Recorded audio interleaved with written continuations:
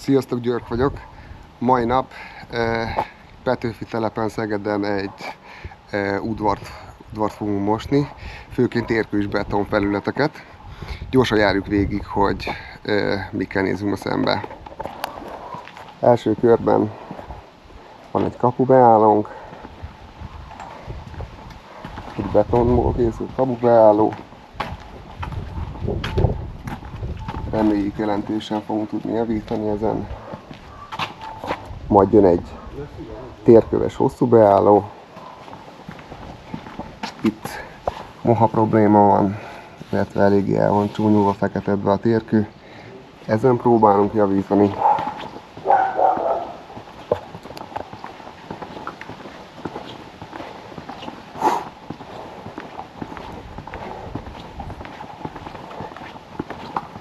Mindenki menekül a kamerából. Itt van egy szép autóbeálló, ahol az a szekció mohás, illetve ugye el van feketezve mindenféle szennyeződéssel.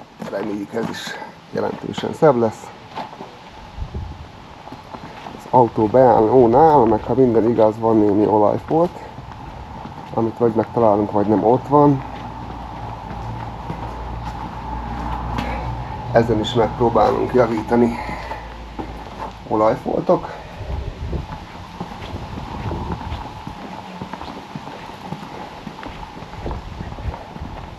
Végezetül van egy hátsó terasz részünk.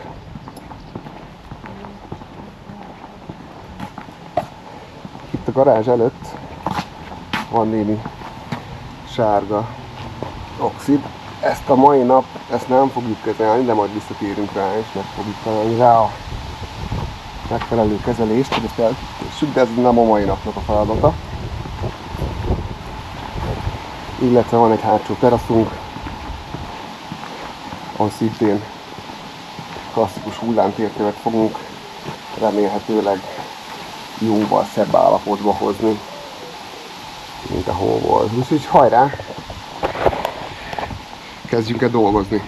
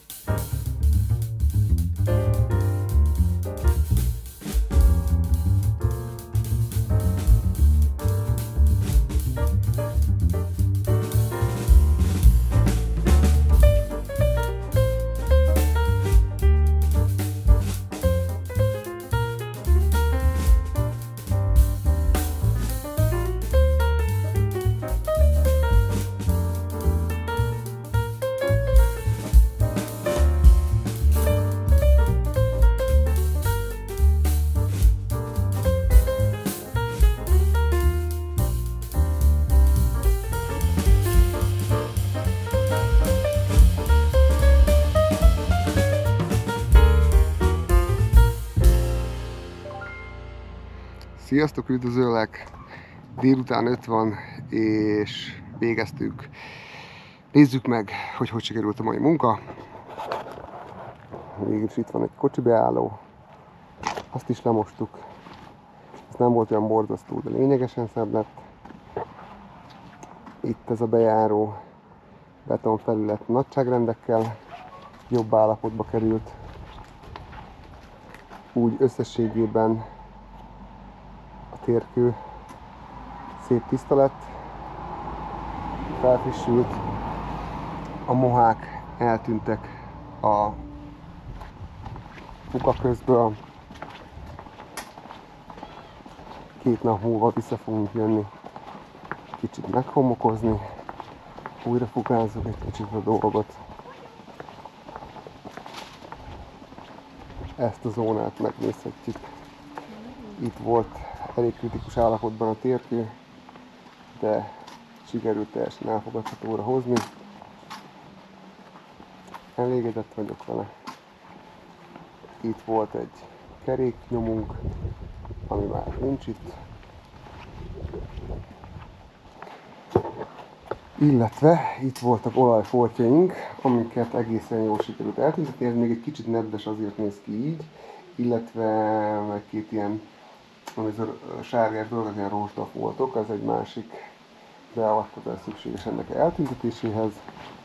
Nézzük meg, hogy sikerült a többi. Itt van a ház előtti rész. Ház előtti rész. Ez volt a garázs. Ez is szép lett. Ami nagyot ugrott előre, az a hátsó terasz rész. Ez annyira nem volt látható, mert napágy volt. Viszont ez a zóna még nem zárat meg, de